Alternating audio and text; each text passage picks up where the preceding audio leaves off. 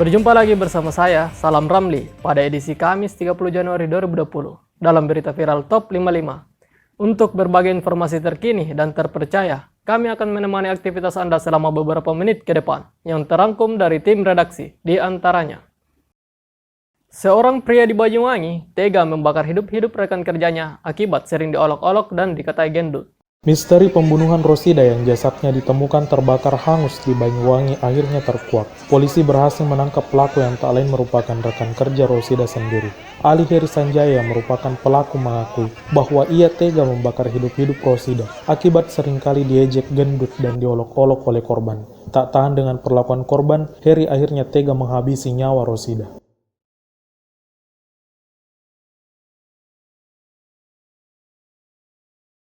Beralih ke informasi selanjutnya, seorang pelajar di Makassar menghebohkan warga setelah mengaku diculik dan disekap di hutan. Pengakuan seorang pelajar berinisial IP di Makassar yang mengatakan ia diculik dan disekap di hutan sontak menggemparkan dunia maya. Pihak kepolisian pun bertindak cepat untuk menyelidiki kasus tersebut. Namun berbagai kejanggalan atas pengakuan IP membuat polisi curiga. Hingga akhirnya IP ketahuan hanya iseng membuat skenario seakan ia diculik lantaran merasa kurang diperhatikan oleh orang tuanya.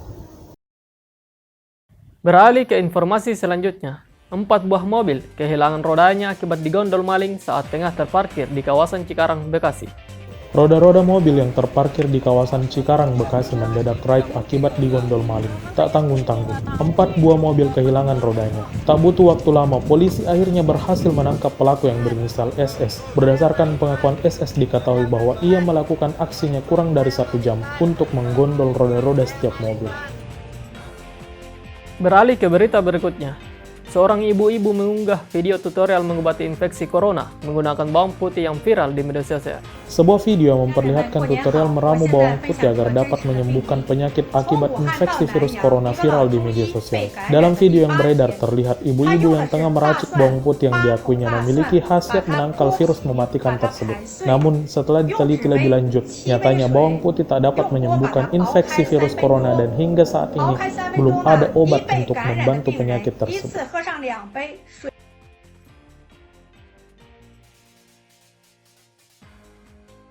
Melangkah ke penghujung berita, setelah diisukan akan dipinang oleh beberapa klub, Andik Firmansyah akhirnya mantap berseragam Bayangkara FC.